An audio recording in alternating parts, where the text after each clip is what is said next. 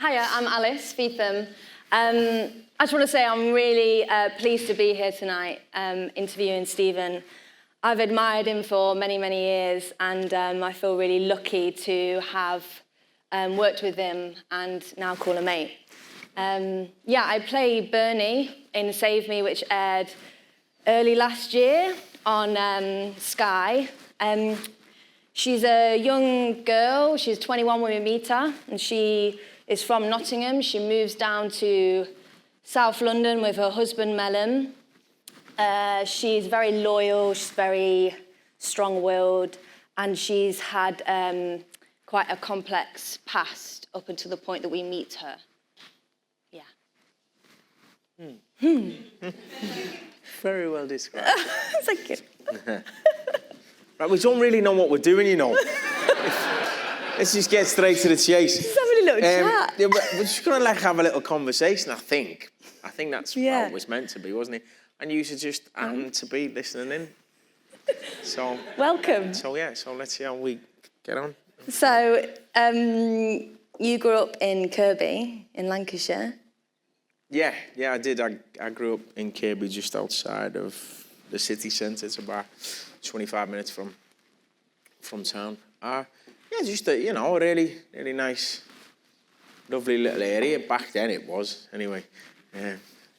Towards the end of the 80s, it was like being in Beirut, really. But no, it was a lovely. I had a great childhood. Like my nana's house was like the archetypal house where you'd go when there was all the grandkids there, and I had a great childhood, really great childhood. And how did you get involved in acting?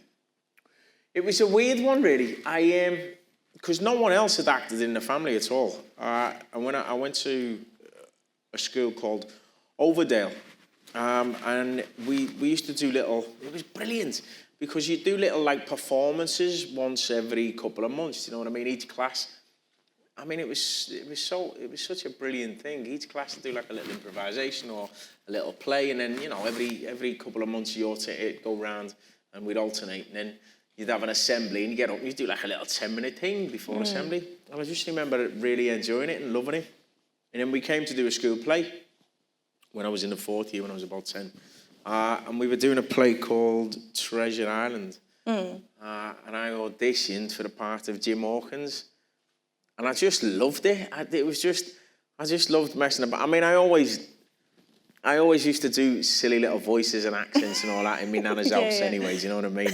And do silly little characters and stuff like that. Obviously, just because I wanted to be my nana's favourite. Because there was so many grandkids. How many? Oh, there's loads of us. There was about 22 or something like that, maybe even more. What? Yeah, there was no telly, do you know what I mean? My nana had 9 kids. Wow. 9 kids, and then obviously their offspring. So it was just kind of that little messing about and performance, and my nana and some of my mum and stuff, do you know what I mean? And I just really enjoyed it. I loved this play that we did.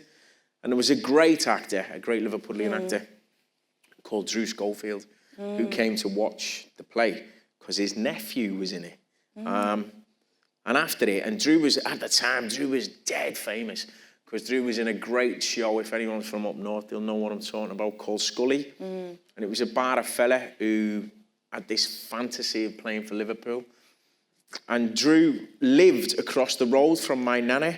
So to see Drew and then see him on telly like every Thursday night or something like that, you know what I mean? It was like, wow, that's Drew, but then he's from the telly. Yeah, he's from the telly. So it was kind of, it kind of, in a weird way, it became obtainable. Do you know what I mean? It was like, well, that's Drew when I see Drew, when I go up to the shops or when I'm on my bike and he says hello, when I say hello.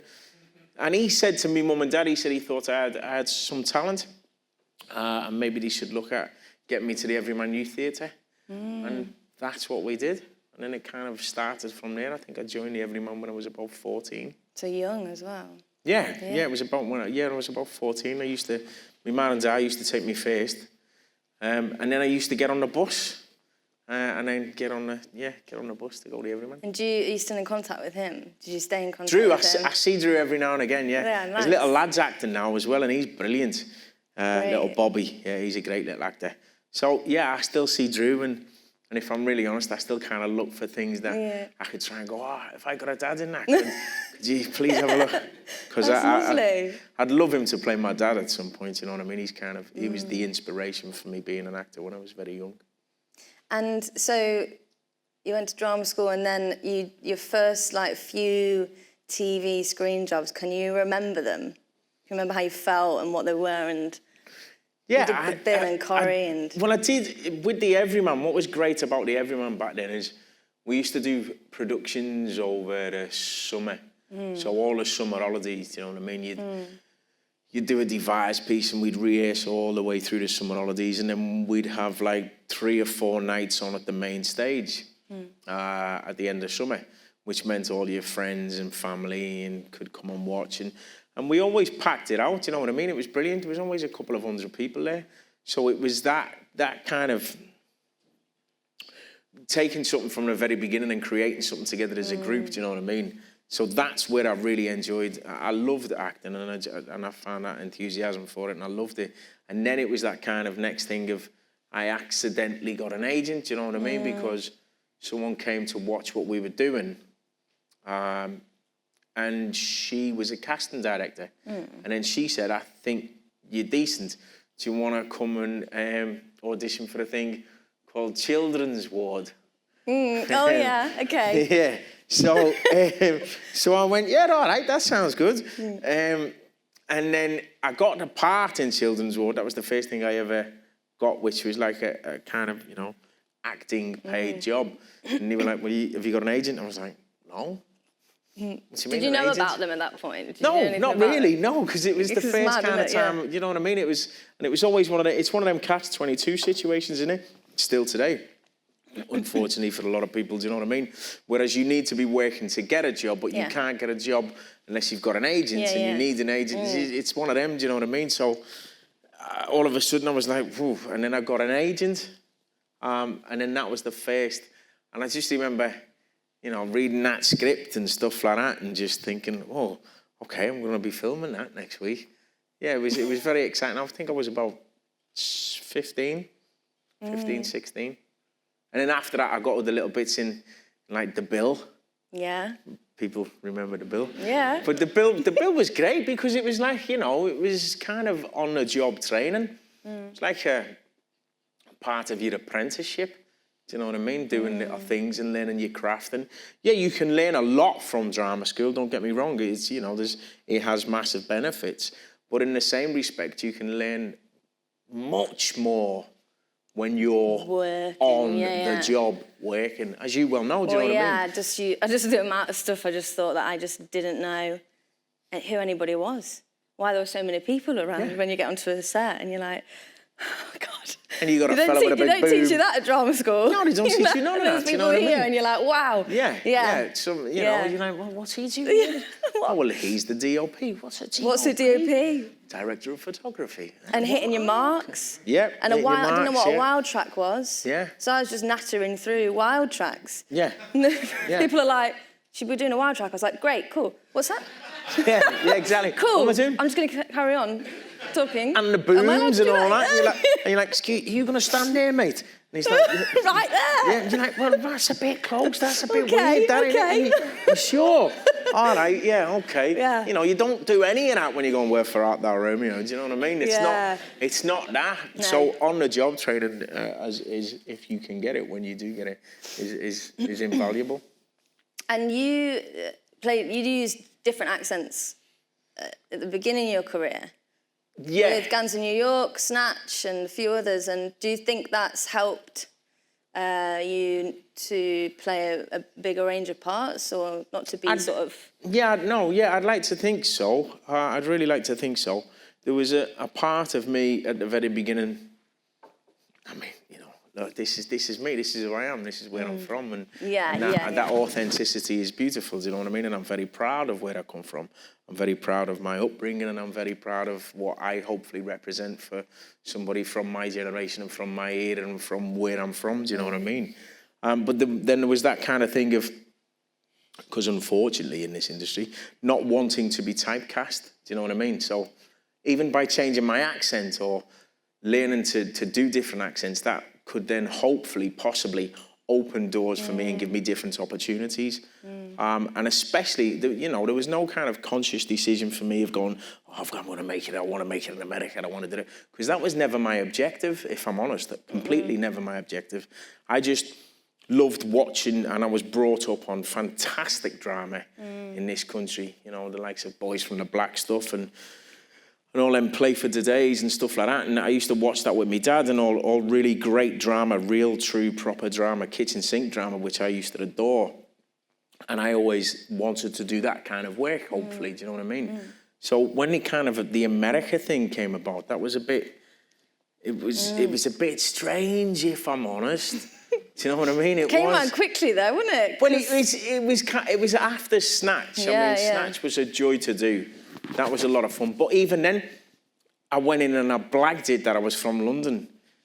What, with Snatch? Yeah, there's a bit of a story to that. That was in the audition? Yeah, do you know what? I'd completely forgot about it. No, what happened was, it started before that. Guy did a short film. Yeah. And it was called Hard Boiled. Yeah. No, it wasn't. Yeah, no, Hard Case it was called. It was called Hard Case. And I went with a mate when we had a week off. He was going, because there used to be this thing, I don't know if they still do it, this thing called PCR, which was like a red thing. Yeah, I heard about that, yeah. It was back in the day. Back in the day, sorry. And all that, do you know what I mean? You heard about that ages ago. Yeah, like 20 years ago. And it'd have what auditions were up and where they were being held and, what the character breakdown was and all that kind of thing. And if you didn't have an agent, they were perfect. And I think we used to chip in a couple of quid and he'd get sent to the house. And Giles one day was going through it. Anyway, he was going into London to go for an audition. And he went to me, do you want to come with me? And I went, oh, yeah, go ahead then, okay. So I went with him. And he went in to do his audition. I'm sitting there having a cup of tea. And then he came out. And then I didn't know at the time who he was, and he wasn't successful. This was his first thing. And Guy popped his head around the door and he went, are you next? And I went, no, I've just come with me, mate. And he went, are you an actor? And I went, yeah. And he went, well, come in then. And I went, okay, all right. And I went in, and we were chatting and stuff, and then he went, read that for me. And then I went, it's a bit, I'm dyslexic, I'll have to have a little bit of time before. And he went, oh, okay. I went, all right. He went, I'm dyslexic. I went, oh, okay, sound. And then he went, are you any good at improvising? And I went, yeah, wait. Come ahead then. Yeah. And we did a little bit of messing about. And then he went, right, you've got a job, you start on Monday. And then I went, and it was only a short film. And then I went, well, what am I going to tell me, mate? And he went, that's not my problem. I'll see you Monday. So I was like, all right. So anyway, so I did that. And then... Wait, did you stay friends with your mate? Or was he like me? Not for much, no, not really. Oh, no. It kind of ended. Yeah. The relationship began to die. Oh, no. After that moment. I bet now he's like, oh. No, I've seen him and that. I've seen him as a copper on Coronation Street and that he does all that. So it's still working? Yeah, I've seen him. Yeah, he's grafting. Great. He's grafting, do you know what I mean? It's no hard feelings on my side. It was just one of them situations, wasn't it? Yeah. So then what happened is I heard that guy was doing Snatch, but, and he'd done Lock, Stock and Two Smoking Barrels before, but I heard he was doing it and he wasn't seeing anyone who wasn't Cockney.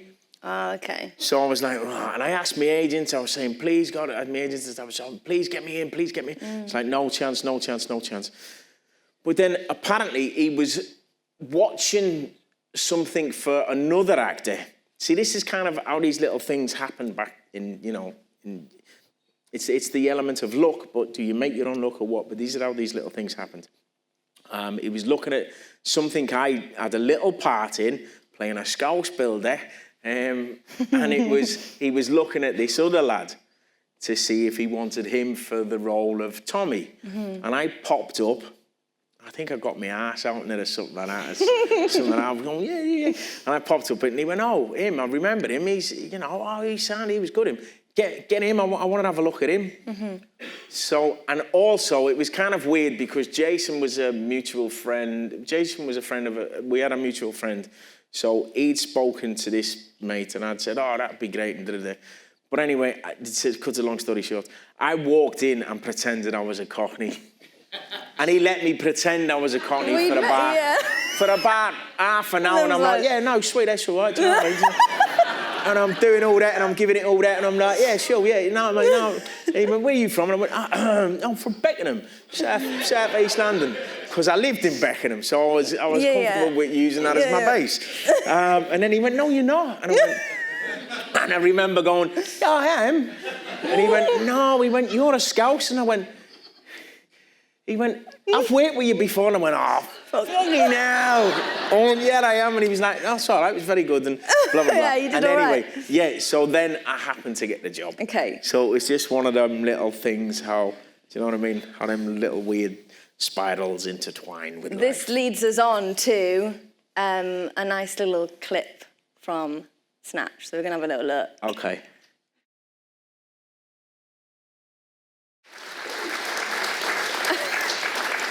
I've watched Snatch literally like 20 times. It Oh, was one of my nice, favourite films. Did you So I mentioned that, Jason. see Jason Fleming in there as well? Yeah.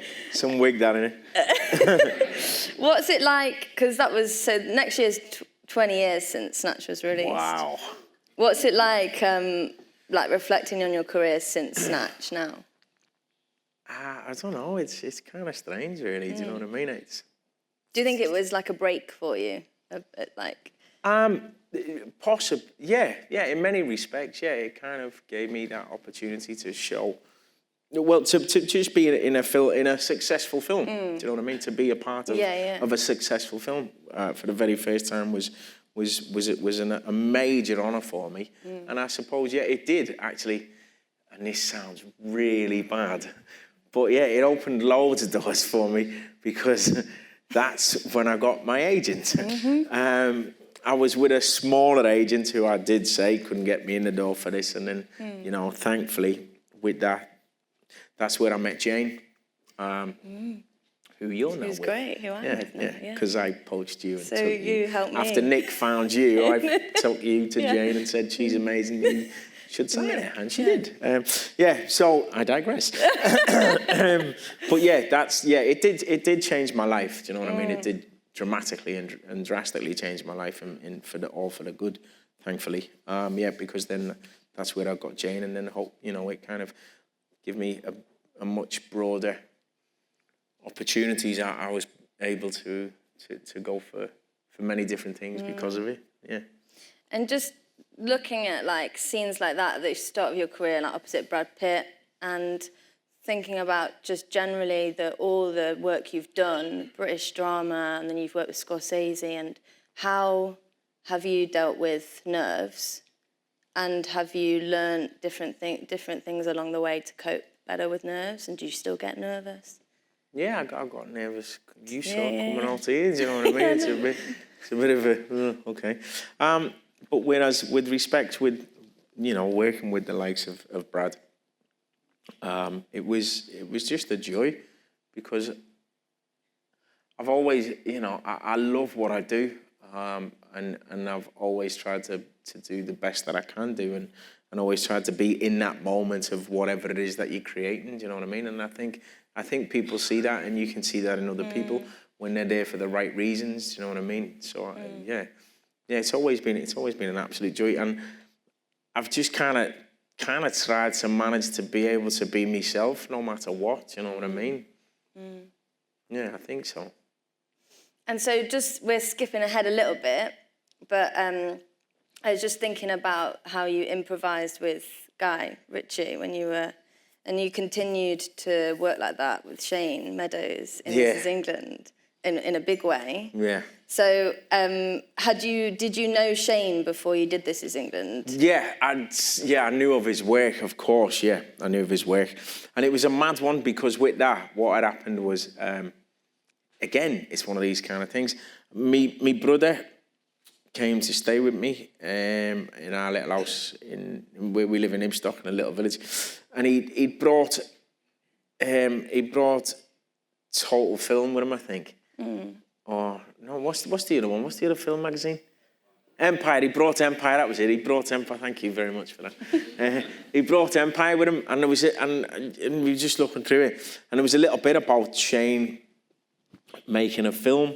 He was going to make a film about skinheads in the 1980s, and I read it in there, and I just went, oh, that'd be great, I'd love to have a go at that. And then I phoned Jane the next day and said, look, I've heard about this, do you know what I mean? It sounds fantastic. And then she said, well, that's strange because they phoned up and said, would you like to sit down and have a cup of coffee with Shane? So then I did. And what can you, I know it's quite detailed to go into his process, but he works in a certain way, doesn't he? What was that like for you? I loved it. Yeah. I love that way of working, do you know what I mean? I really do. Because basically it's all of the drama school stuff and it's all of the Stanislavski stuff, but it's done practically, do you know what I mean? It's done in a way where you can all understand it and you can all bring it to the table. And it's basically going away, having a look what's on the page, as you do with every other character, but you're creating a character from scratch. You do the background, you do where he was born, where he went to school, who his mum was, who his dad was, has he got any brothers and sisters? You do the whole, what's his favourite colour? Do you know what I mean? Yeah. Memories from when he was a kid. You do everything. That's how Shane works. That's the process he does, and you spend about a week doing that. You know what I mean? So you know. Inside out and back to front, and it becomes instinctual how you kind of get into that character, and then you spend time creating scenarios and possibilities of what may happen here, and putting people together. And it's that old kind of thing which I first loved, basically, just creating little characters and doing little stuff. So you got back to that. Yeah, primarily to make me nana laugh, do you know what I mean? Like I said, I wanted to be my nana's favourite. That was my whole objective. So it's that, do you know what I mean? And then obviously you create it and you take it to a deeper level. But that was the joy that I got from working with Shane, and I kind of understood his process. Being from Nottingham, I'm like a massive fan of This Is England, and feel like that was like a groundbreaking piece of what This Is England was like. Groundbreaking piece of British drama, and it's very shocking as well. We're going to watch a scene from it. Okay. I love the way you keep going to your little... I've got my little clicker. And here we go. Let's do the presentation. Just going to go back to this. Very professional. Here we go.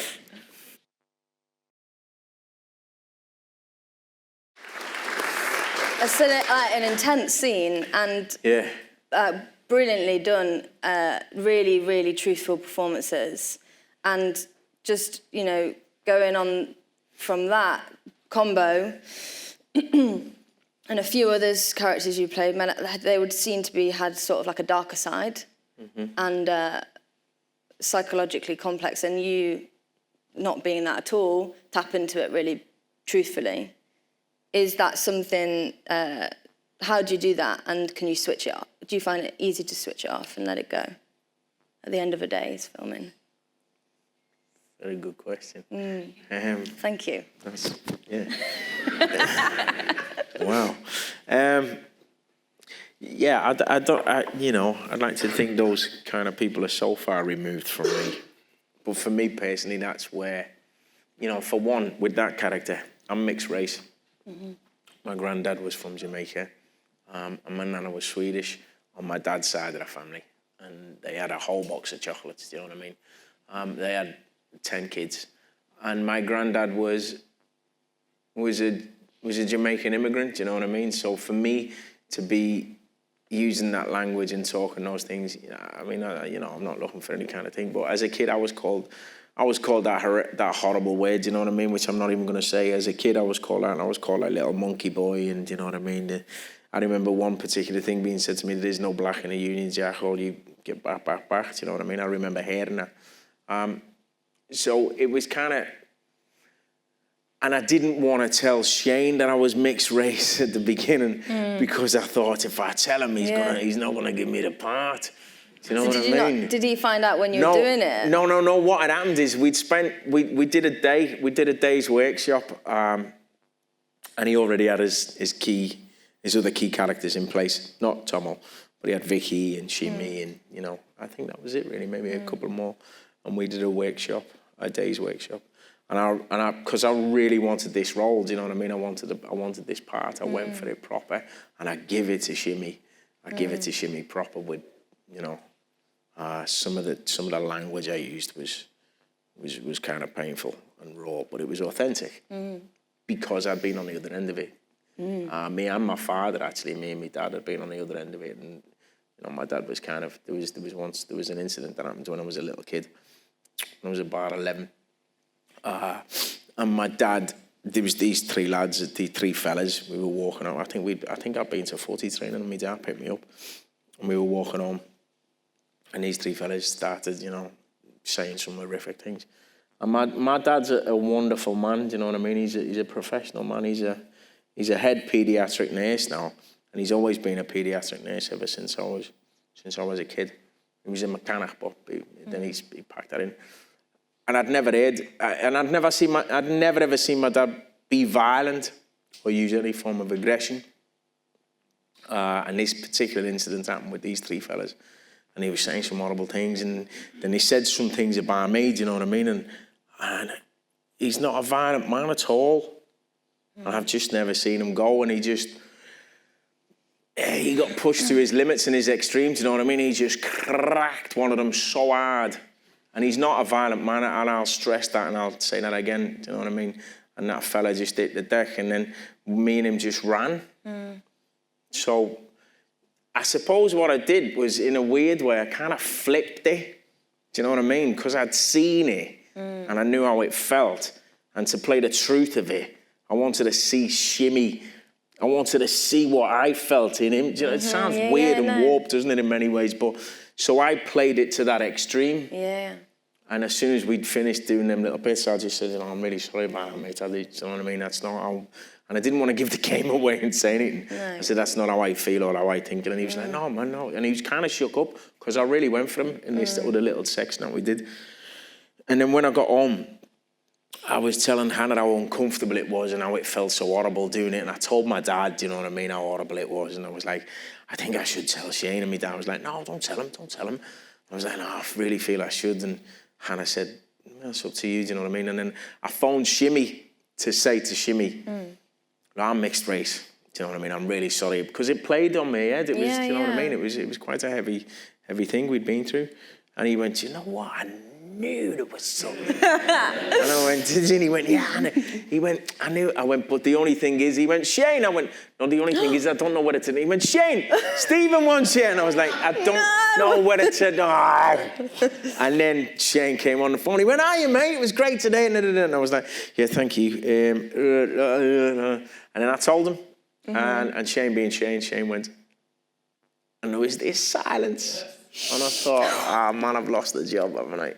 Because I was expecting like a Tim Roth kind of thing in Made in Britain, do you know what I mean? I thought that's essentially what kind of character he was looking for. And there was that silence, and I just thought, no, man, it's over. And then he just went, that makes it really interesting. Yes. And then I went, oh, does that mean I've got the job? And he went, yeah, of course, yeah. And so that was kind of that, do you know what I mean? But with respect to, and I know what we said before about drama school and everything and all that, if I'm honest, for me personally, that particular job was where I grew up as an actor, do you know what I mean? I really kind of understood the process completely. In many ways, I learn every single day I'm on set. I always learn. I learn the law from you, do you know what I mean? I love learning. But I think for me personally, that particular job was the job where I went, okay, this is a craft. You know what I mean? If I'm gonna build a house, let me learn everything about how to build a house. Let me build the house the best that I can build it. So that's what I learned from that job. And do you think you've taken that stuff, or do you think you've taken that process a little bit with you after This Is England? I'd like to think so. Yeah, I'd like to think so with my commitment to the characters that I play. I'd like to think I have, because it was a life-changing moment for me, personally. just I lost myself quite a bit within that character. Not in a Daniel Day-Lewis sense. I didn't go schizophrenic or nothing like that, but I had moments of getting back to my apartment and phoning Anna and crying my eyes out. And I drank, after, and I'm being very open and very honest, I used to have a couple of drinks after work then, do you know what I mean? Because it was kind of the depressive of it all and just the stuff that I was saying and the life of the character that we'd created and being that. And it was kind of, I used to phone Hannah occasionally and just say, it was horrible today. And then she'd be brilliant because she'd go, yeah, it was fucking horrible for me as well. I had to take the kids to school and all that. And be like, no. Fair enough, I'd be like, yeah, okay, I'm being very dramatic, aren't I? Do you know what I mean? I was being an asshole, but it was kind of that process of, for me, that's where I really learned to, how to really dive into a character. And I know you worked with Shane recently, which we'll talk about a little bit later, but did you stayed friends with the cast? Yeah, I know you were friends completely. with Vicky, Little Tomo, he got married just New Year's Eve, and I was there. What, on New Year's Eve? Yeah, he got married on New Year's Eve. Amazing. And I was there with Hannah and my 2 kids. That was one of them strange jobs. I mean, look, and I know a lot of actors say it, but I genuinely do mean it. There's a lot of things that you do where you meet people, and hopefully them friendships and them contacts, you stay in contact with them people for a long time. But there's definitely people that you meet on certain jobs, and that was one of them jobs for me profoundly, for Tomo, and Vicky, who have been, who I consider a brother and a sister. And Tomo was going through, he lost his mum just after that job. Oh God. I mean, and to the extent where me and Hannah even. He calls us Nana and Grandad. We looked, because we're old and we're decrepit, but we even looked into, being completely honest, we even looked into the possibly adopting him. Do you know what I mean? So we're very close. Yeah. And I'm close with Shane and stuff. So yeah, that was one of them jobs that really changed my life. If you lost your question, yeah. you've lost your place where you are. So you'd only just said how professional you was as well, hadn't you? Damn it. Cocked up too there, soon. Kid. Yeah, see. What happened after This Is England? Well, I couldn't get a job. So after how long? Could not get a job. I couldn't get arrested for about 8 months. I was going to pack it all in. Honest to God, I didn't get no auditions. Oh my God. Didn't get any auditions. I think I might have got about, no, Jane's not here actually. But she'll back me up, do you know what I mean? I don't know what happened. I think people might have forgotten that I'd done work before. I think I went into the room once for a job and they were kind of like... Oh, really? Yeah, kind of like waiting for me to come in. Do you know what I mean? And then I walked in and I went, all right, and they were like, oh, what's that? But I think that's what it was. I think people might have thought that Shane had found me on the streets, do you know what I mean? And kind of go on, go and do that thing you do, go and be you. Which was like, well, this isn't me, is it? But no, literally, honest to God, in my life, I could not get arrested. I couldn't get a job for about 8 or 9 months after. I think it was that long. And I almost packed it in. And did what? And what were you going to do? I was going to be a youth worker. Really? My mum was a nurse, and then my mum was a social worker. So, I'd kind of, and like I said before, my dad was a paediatric nurse, so working with young people and caring for and inspiring young people has always kind of been something that that's resonated within me, do you know what I mean? So, and I used to, when I was working and when I wasn't working, I used to do like I do like one night a week at the local youth club and make films with the young people there, do you know what I mean? And let them write scripts and I'd say, so if you're doing the camera, because there was all for them to do, do you know what I mean? There was no, I was lucky I had the Everyman to go to, but in that kind of area, there was nothing for them to do. And these people were interested in that, and they, I'm not saying they were going to be the next whatever, but there was an interest in it, and it was creative, and it was something that they were enjoying doing. And then we made a couple of films. We made one about, obesity, one about bullying in school, one about domestic violence, and they really put a lot into it. Amazing. Do you know what I mean? A lot into it, and a few of the mums and dads came up to me, and it was one of the most beautiful things anyone's ever said to me, to be honest with you. One of the mums especially just said, you know, I've managed to bring her daughter's come alive since she's been doing these little bits of drama classes, you know what I mean? And making these films and writing these scripts and stuff, which is a beautiful thing for someone to go through, you know what I mean? And especially for Makes that to be rewarding for you as well. for that to be taken back into someone's home and the parent to see them kind of come out of the shell a little bit, you know what I mean? So, an application form was there, and I was going to be a youth worker. But you didn't. But I didn't, no. Was it the next thing that you did, Boardwalk Empire? No. I can't remember what it was. I don't think it was Boardwalk, no, because that was much after. I can't remember what it was, but I had a job for ages, and I went for this audition, and I got it, and I just went, I'm gonna keep going then. Yeah. But I was very close to packing it all in. Well, it's when you don't work for 8 months, you know what I mean? It's hard graft. Yeah. You start thinking, well, sack it then. It's a good job you didn't, though. That would have been a real shame. Yeah. Nice one. And so you went and you did Boardwalk Empire. So how did that come about? Because you'd worked with Martin Scorsese on Gangs of New York. Mm-hmm. And so did you audition for Boardwalk Empire? What happened was, I put myself on tape for Gangs of New York. Okay. I went into London, actually. We were living in London, and I went into London, put myself on tape, and that was where I met Ellen Lewis, who's Marty's casting director. And we got on really well, and she sent the tape off. And I didn't hear, it was one of them, I didn't hear nothing for about 3, 4, 5 weeks, and I was like, that's gone then. And it was this was ages ago, and my agent, and you know when you have to go for something, you don't really want to go for it. Yeah. And you're thinking, this is shite. But you need to eat, do you know what I mean? If I'm a painter and decorator and someone goes, my house needs painting, I'm not going to go, I don't like the house. I'm not really. No, you do the graft, you know what I mean? You do the graft, you work out what you're doing. One, you know, you need money to live, and two, hope you can learn something about your craft or whatever, and blah, blah, blah. But this one was one of them where, you know, you really don't want to go. So and I'm in London, and I was in a cafe, and I was going for it. There was a bag of shite, and I was going for it. And then all of a sudden, she phoned me and said, remember that audition you had a few weeks back, and you put yourself on tape? And I went, yeah.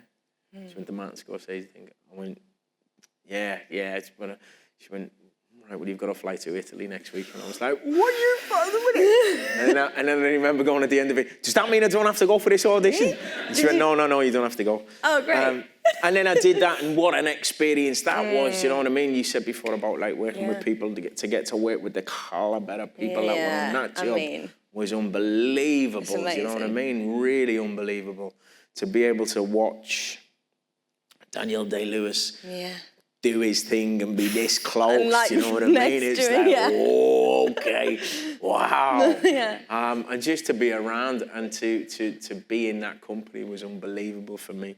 And then he kind of, we got on really well, me and Marty, do you know what I mean? I looked at the stuff that he sent me. They sent me this pack of stuff, and I read through it all, and I looked at the history, and there's a scar that my character's got, and I came up with an idea, because if they were caught stealing from fishmongers, you know, the fishmonger would grab them by the back of the head and yank the hook in the mouth. And I said, this is what the kind of things. He was like, oh, great. I said, can I have a dog as well? I want a dog, because dogs would catch rats and we'd eat the rats. And he was like, oh, yeah.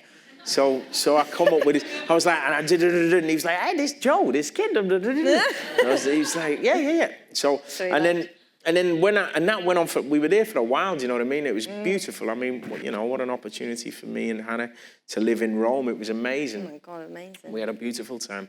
And at the end of it, he said, we'll do this again one day. And I went, don't say that if you're not going to do it. And when you promise me, and he was like, yeah, I promise you we'll do it again. And then that just kind of, then he phoned me up and asked me, would I play Al Capone? which was very weird. Yes. Yeah, but it was great. Yeah. We're going to have a little look at you playing Al Capone. Okay. Let's get this out.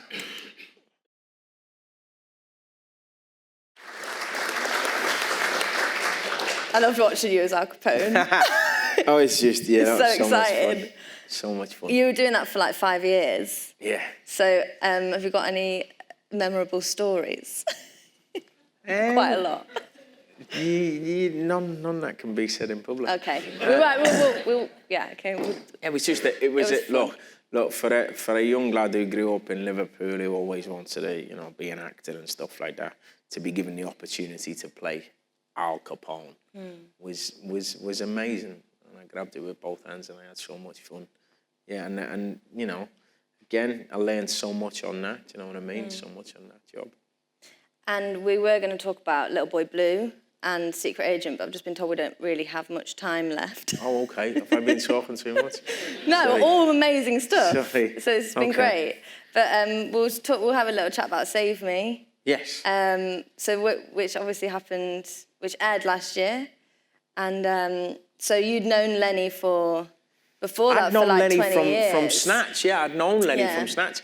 But let's not, this was one of them this was a really strange, again, everything's kind of, I never just get a job dead normally, do I? It's quite nice though. Yeah, no, it's great, yeah, I love it. What happened with that was, now, Nick, our lovely director, who I'd worked with before on a show called Occupation, which was a joy to do, do you know what I mean? I learned so much on that, and that was a great show, I really loved that. Nick phoned me to say, Lenny's wrote this thing, and he's meeting Lenny. What's Lenny like? And I was like, Lenny's sad.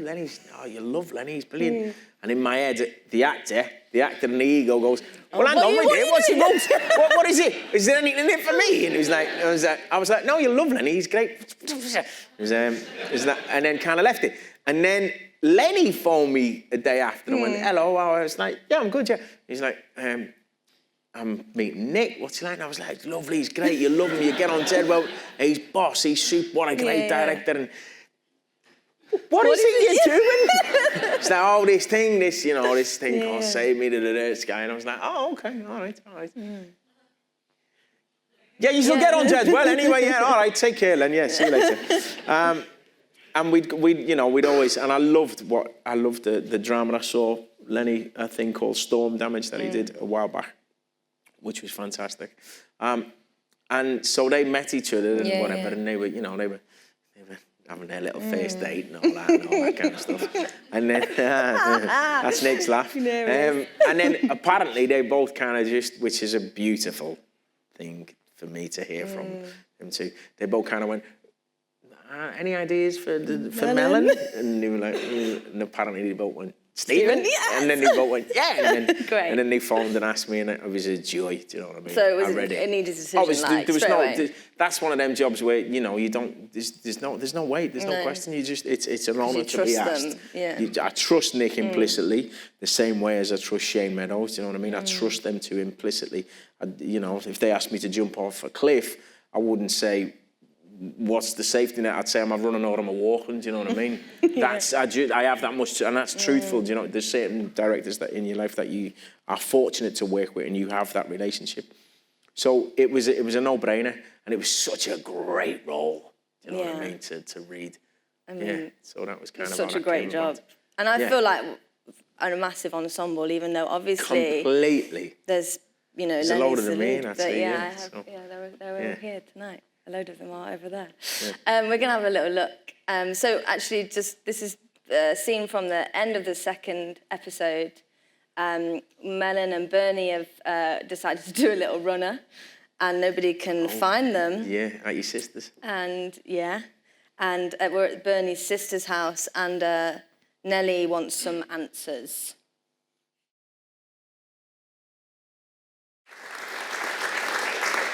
I mean, I didn't realise... That looks all right, that, didn't it? I didn't realise how intense that was. No, me when neither. We were filming that, when I watched it, I was like, oh my God, with the music, and it was just that performance. But I think wasn't that one of our... Were we kind of well into the swing of it by then? I think so, one of our first kind of... I don't know, actually. No, you've done the pub scenes first. Yeah, we've done all the pub scenes. We got to know each other a little bit. So we had that lovely atmosphere with each other. But Steve, I can just confirm you got the part because Jimmy Nesbitt wasn't available. All right. Thank you. Okay. I was just going to say some lovely things and about use some, Nick. No, and don't use some bother. superlatives about the piece and the director there, but I'll fuck that off now. No, I think, we'd done the pub stuff and all that, haven't we? But I think that was kind of one of the first moments where we were all, where it was the three of us together doing stuff, which then we went on to do quite a lot together. But and that was at your sister's flat one, and I remember that morning where we had, because we were all we were there early and stuff, and we just, and that's the joy and the beauty of working with someone like Nick. He creates an atmosphere for you to play. Yeah. Do you know what I mean? And that's So what it much becomes. freedom. Just so much So freedom. lucky. But within the parameters of still, you know, you still know your lines. You hit your words. Yeah, you know what I mean? You know the dialogue, because he's a stickler for that as well in many respects, because he loves the writing, and rightly so. Do you know what I mean? And if there's certain little bits, the odd word or whatever, or colloquialism you can talk about, but it's that sticking to the text, because the text is there, and then it's us finding the subtext in it. Yeah. And I love the way he creates that atmosphere for us to just play, because, as you're well aware, not many directors send everyone out, do you know what I mean? No, And we just sit there and we just go through it. It's actually beautiful. work through it until we've worked through it. Yeah, and then we find a place where we're kind of happy with it, then bring them in, have a little show and tell, and then bosh, and then we can take it to that next level then, do you know what I mean? But not many people work like that. No. Which... We've been really lucky. We've been very blessed, you know what I mean? Even though he just dissed you. Even though he's just, He just took the piss.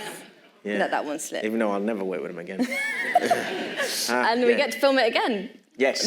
This summer, which is great. Really looking forward to it, yeah. And so we've got to move on slightly. So I know you've got a few things coming up.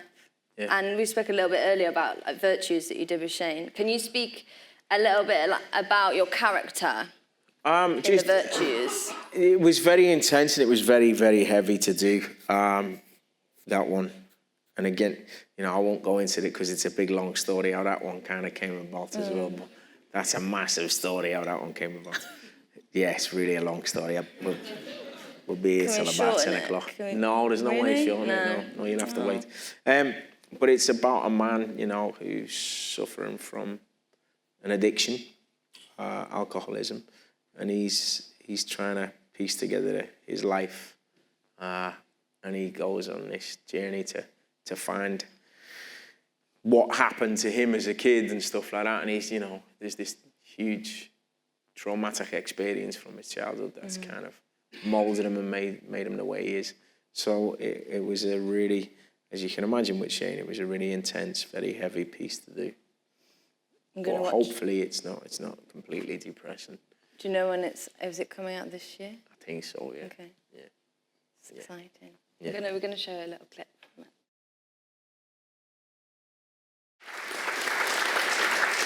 I mean, just that scene, I'm so excited about it. Yeah, it's they're all off to Australia. Are they? Yeah, so he's going to be left on his own. It's Australia. They're all going to Australia. That's his kid and his missus, his ex, his ex and his little boy, and that's a new fella, and they're all off to Australia. Yeah, it's heartbreaking. Yeah, you don't really. I don't really watch Rushes. You don't get to see it until you see it there. So Have you seen it yet? I'd seen bits, but I hadn't seen it put together like that. So no, hopefully it's a very heartfelt, truthful story. There's a lot of truth in that story from Shane and from myself. Do you know what I mean? And lastly, we this clip created a massive stir on the social media. Oh yeah. So I know you can't go into this in detail, but you can tell us a little bit about the character. It was It's Line of Duty. Yeah. It was. He's just a little. I don't know. Yeah, he wears a balaclava. That's all you can tell us. I think so. Yeah, there's not much more I can say really. Because it's got such a high fan. And as soon as I say something, then it just gives it all away. Okay, do you know what I mean? Don't. So People can wait. Yeah. You just have to wait and see it. It's. What's it like being part of a series that's been ongoing for that long and has massive fan It was really good. You know, it's a very slick machine. You're stepping onto a machine that's boom, boom, boom, boom, boom.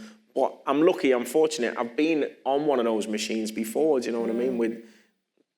With Boardwalk Empire, we ran for a long time, and when guest actors had come in, the thing is you make them feel as comfortable as possible, do you know what I mean? And you had create a nice environment. Your best mate there. And I had my Bezzy mate there, do you know what I mean? And I had my other Bezzy mate there, because I've known Martin for a long time. Really? Yeah, me and Martin did the Damned United together. Oh. Yeah, so I've known Martin for years. Yeah. I was at his wedding as well a few years back. That's great. So I've known Martin for a long time, so that was really nice. I had them too, do you know what I mean? I already felt comfortable. We all lived in these apartments in the same block and stuff like that, so that was nice to have them too. And I got a gym with Martin, and do you know what I mean? And have some dinner and that with Vicky and stuff, so it was nice. They're very much a little community, same as the way we are. Yeah, I feel like Save Me is like that. Yeah, so it was nice to come in, and they just completely adopted me and treated me as one of their own, basically. Exciting. Yeah, we're going to show a trailer. Oh, is that for Line of Duty? Yeah. It's not me in it though. No, but I've been. Should we just not do it? Really? Okay. Go ahead. Let's see. And on top of Line of Duty, you've got you work with Martin Scorsese again. Yeah. How was that? And can you tell us a little bit about The Irishman? Yeah, that was that was an experience. Because you had. Well, like we've said, I'm going back from the very beginning. A lad getting on the bus to go to the Everyman Youth Theatre. Do you know what I mean? And then appreciating and loving films through watching them with my dad growing up, and watching Starsky and Hutch and that with me nana and all that kind of thing. But appreciating that kind of quality of film with my dad, really learning about films and stuff. Then to actually work with Al Pacino and Robert De Niro was just, it was mind-blowing. It was absolutely mind-blowing. Do you know what I mean? It was a hell of an opportunity, and it was something that I'll never forget. For me personally, that was like me playing in a Champions League final. Do you know what I mean? And I put a boss cross in, and I scored one as well from 25 yards. But it was. You told me something about ice cream. Are you allowed to say that? Well, a lot of it, and I was very fortunate. A lot of it was, I mean, the script was there and stuff, but they did give me a little bit of creativity to improvise. And if you're going to let me improvise, sometimes it works, sometimes it doesn't, but we're up for it, do you know what I mean? And there was one little bit where I'd worked with Anna as we were reading through it in the house, and then I never told anyone when I got to set. I didn't tell Al Pacino and I didn't tell Scorsese, but I told the cameraman and I told the props, just in case. And he's eating ice cream all the way through this scene, and I'm talking, and he owes me £2 million, you know what I mean? It's a lot of money. And he's eating this ice cream, and I'm like, and there's all this stuff going on, and I didn't do it the first few takes. And then on like the third or the fourth take, while we were still on the wide, he kind of put a spoon, and there was just a moment where he just put the spoon in the bowl, and I just went, oh, and I lashed this bowl. And he jumped back, and then the ball went flying, and then I come round to jump on top of him, and then he went, cut. And he went, oh, did you see that, Martin? He frightened me, the kid frightened me. So it was kind of like, I was like, was that all right, Tom? Was you all right? He's like, why, that's amazing. I was like, oh, thank you. And then we've done it about 20 times, and I'm bleeding now. Oh, my God. Because it's a metal bowl, and I'm lashing this. He's going, look at this kid, he's giving blood for the scene. Blood, and I was like, oh, cheers, nice. And then, but I'll just finish on this little bit, just, because this kind of shows where it's gone and the journey of it. And sometimes I can't fathom it myself at times. But, it's a lot of hard work, a lot of dedication, very blessed, a supporting family, a loving wife, and, some beautiful children. And I'm a very, very blessed man, but this to me is not a job. I adore what I do, and I love it, and I'm very, very lucky to have found something that's kind of saved me in a weird way. No pun intended there. But it was one bit where we're doing, and now, so I've been getting to spar with him and work with him, and now De Niro's in the scene. We're doing a scene with De Niro, but he's got no dialogue, and we're talking about this thing. I'm 10 minutes late, and he's saying, you should. I'm 15 minutes late. He's saying you should be no more than 10 minutes late. And I'm like, 15's all right. And so we're doing this a few times. And it's all right. And it's going around and all that and everything. And I'm there. And Robert De Niro sat there and you're Al Pacino, so we're doing the same. Blah, blah, blah. And I turns and I goes like that, and we're going through a take, and I go like that, and I just look at him, and I just go, "It's Robert De Niro." In my head, not out loud. And I'm going, and I'm going, "It's okay, yeah." And I'm going, "Yeah, but he hasn't said a word. He's not, so we're in a scene with him, and we're not even doing that with him." So then he says something else, and I went, "But do it, just put it on him. It's Robert De Niro, just put it on him, he'll be sweet." I went, "All right." So, and then I just went, "What do you think, Frank?" And he just, for that split second, I went, "What do you think, Frank?" And for that split second, he just looked and he went, "Yeah." 11 and a half, because he said 15, I've said 10. He's like, 11 and a half, maybe 12. I mean, maybe you meet in the middle. And I'm like, "Yeah, but you know what traffic's like." And he's like, "Yeah, the traffic's bad. I mean, back to back when we were coming." So then the scene transformed into something else. And in my head, I'm going, "Go ahead, Bobby. Go ahead, lad. Whoa." And then he went, "And cut." And I went, "Phew," and he jumped up and he went, "Ah, that was great." And I was like, "Oh, was it okay?" And he was like, "You kidding me? Did you?" And then he come over and he's like, "That was great." And did you see it? And it was just, I suppose it was having that, what I'm trying to explain is it's having that confidence. And don't get me wrong, do you know what I mean? For the first, my head was all over the place and I was going to Hannah, "What am I doing? How can I do this? I can't wait with these. What am I going to do? I don't know what I'm going to do."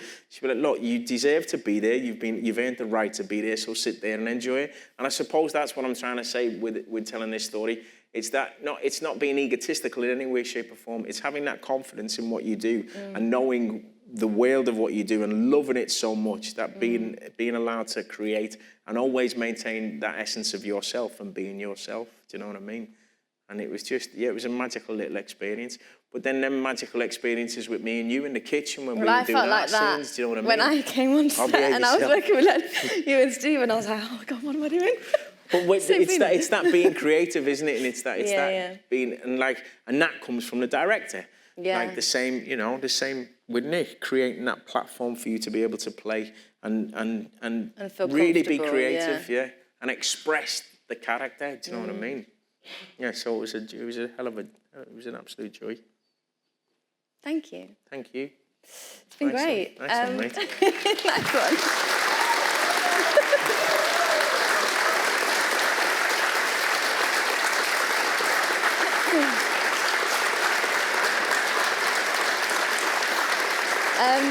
Thanks.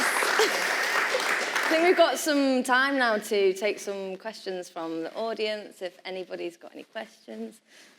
So one here and one there. Hello.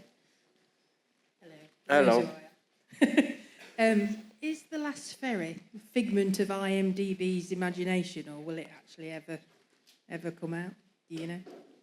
I don't know, it was one of those little things that we did and then it kind of fell by the wayside, you know what I mean? So hopefully if they could ever raise the money, we'd do it, but I'm not sure. Thank you. Hello, mate. I heard earlier you said that you were in Beckenham. I'm a Beckenham boy. What were you doing there? I know you were living there, but I'm just curious to know. We lived there for a while, me and H. After Rosebery, after drama school, we went and lived in Beckenham for a bit. I just really liked it, and I've got loads of mates from there. I like South East London. Do you know what I mean? Where you got your accent from? Yes, Snatch. yeah, I did, yeah. Yeah, that's where I got it from. Hi, I just wanted to ask how being a father has impacted you. How, sorry? Becoming a father has impacted you. I think it takes a while to sink in for anybody who has children. It's completely changed my life. That's when I really learned what unconditional love was. It's a bit deep, isn't it? I adore my children. I really do. But it takes a while, because there's, I was going to say there's no book, but there's fucking millions of them. But there's no set way of how to do it, you know what I mean? Are you becoming, of you? No, I was just wondering. Oh, okay. It's a really interesting question you've asked me there. It has an impact on you no matter what you do, I think, do you know what I mean? But it takes a while to find your feet. did me anyway. Those are questions. Okay. Sorry, hi. How do you feel Rose Bruford shaped your career opposed to just life in general? Because you didn't mention much about drama school. It was an interesting experience for me. I kind of, the best thing I got from Rose Bruford was meeting my wife, Hannah. If I'm honest. Yeah, that's it. Some of us know what I'm talking about.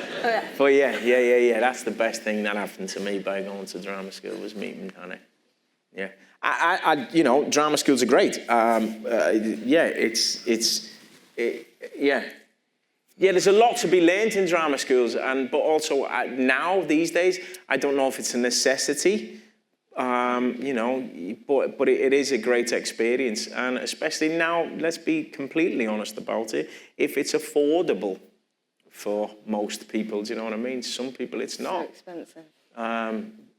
So do I feel it's a necessity? No, I don't. Thomas Turgoose never went there, do you know what I mean? And he's a damn fine actor.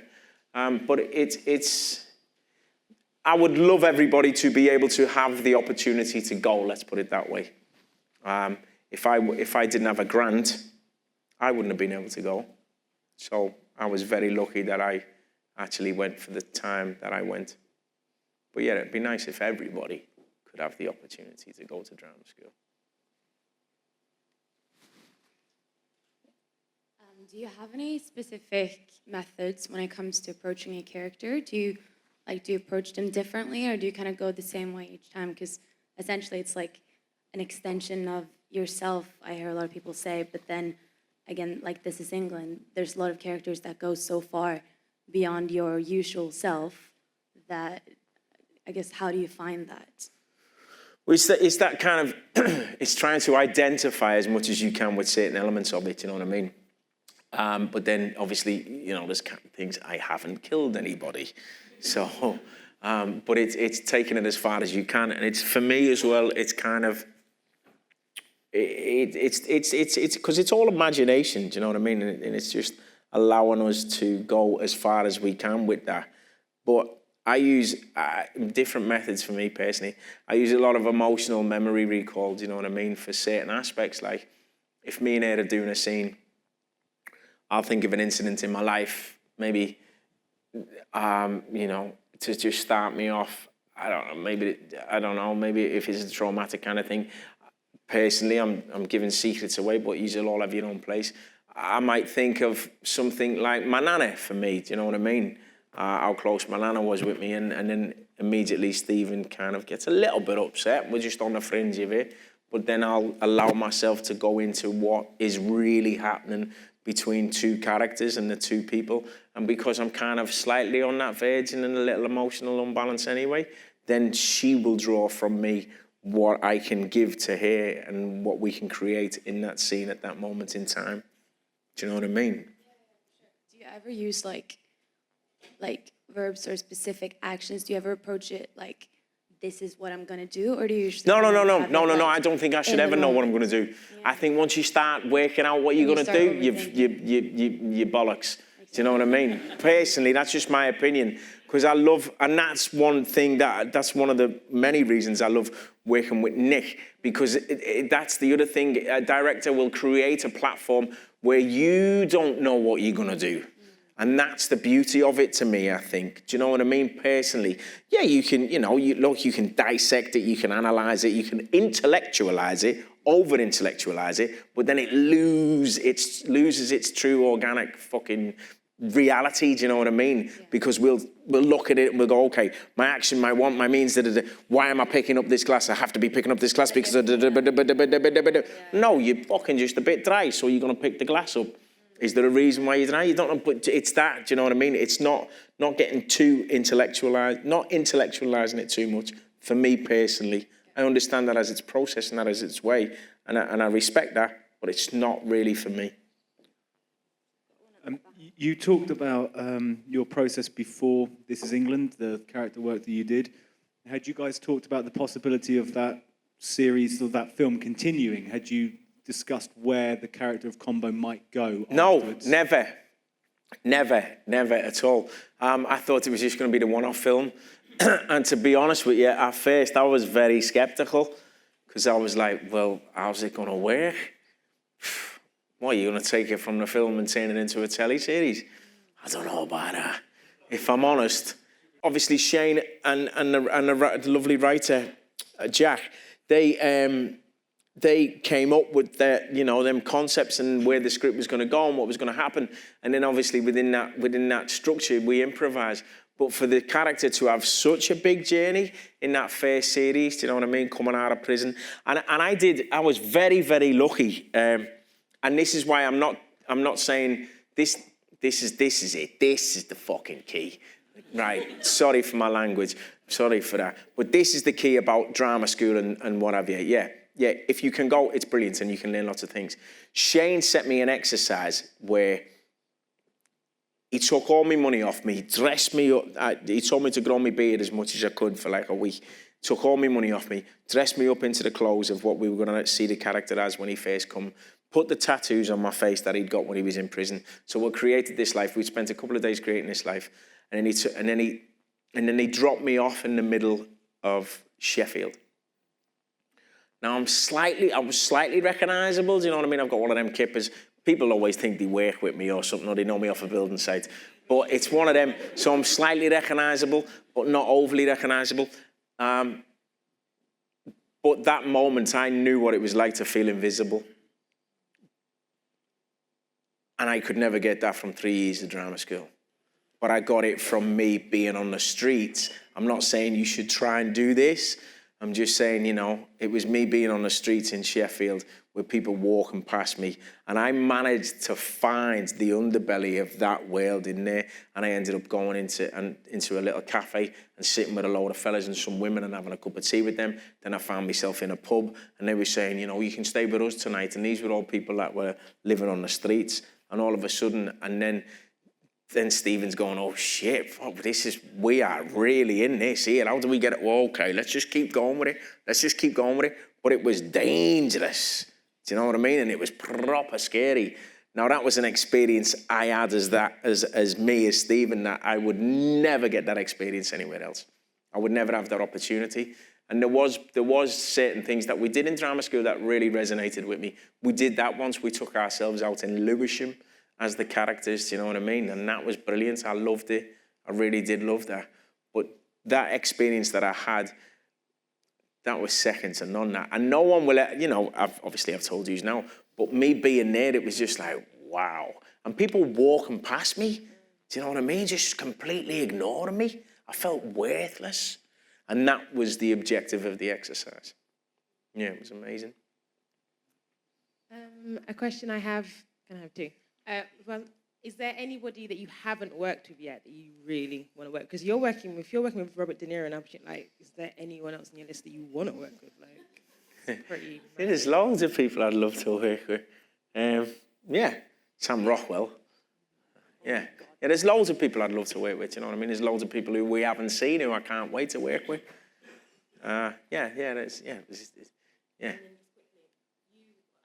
Obviously, you lived abroad. What was it like moving? Because you said that you and your wife was over in Rome or Italy for 5 years. So what was that like? Oh no, we lived in Rome while we filmed Gangs in New York. That was the only time I ever lived abroad. Yeah, it was lovely though. Yeah, a little place called Via Margutta.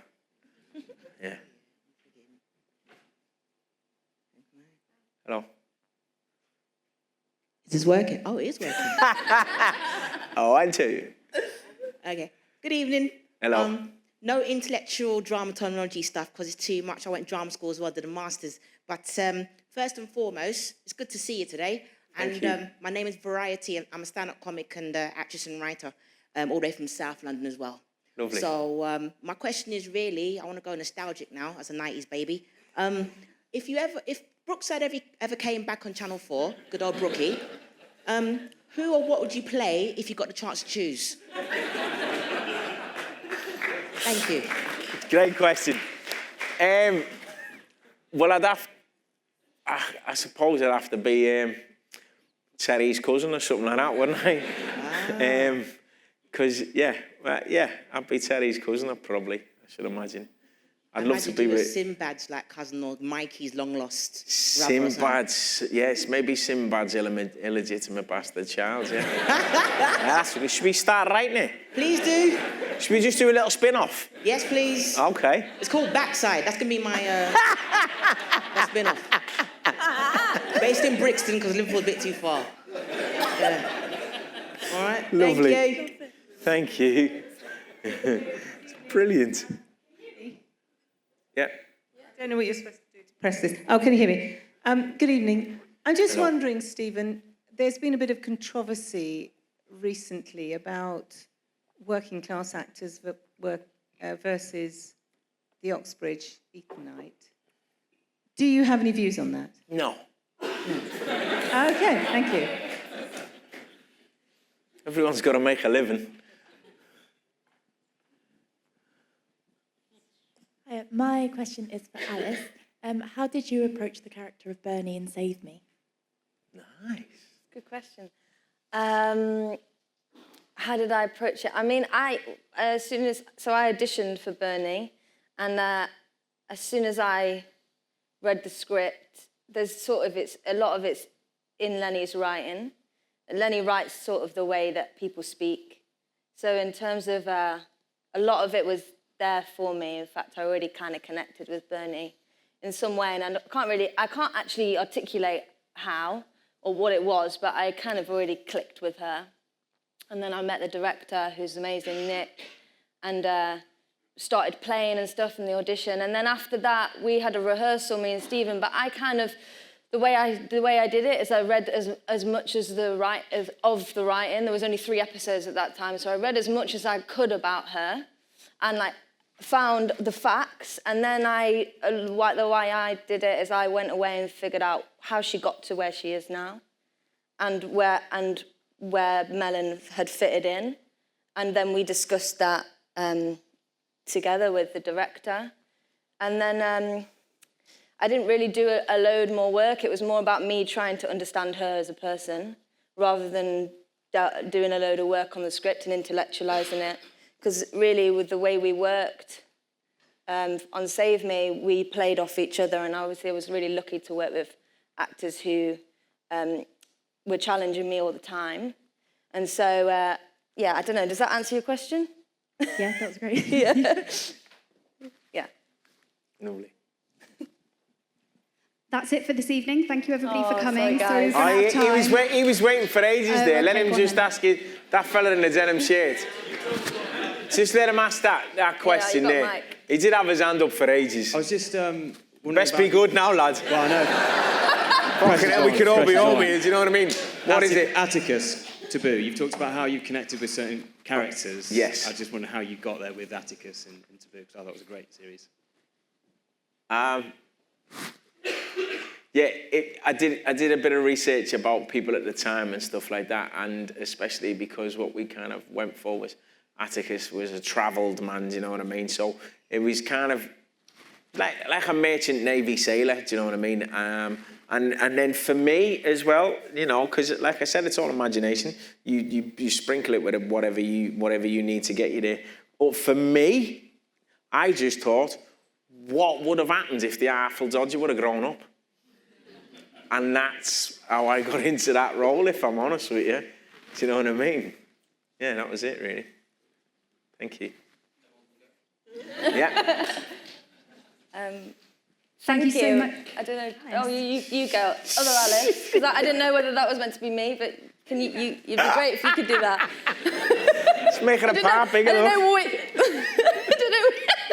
bit I was meant to do. You go. Go on, Alice. Thank you. Thank you.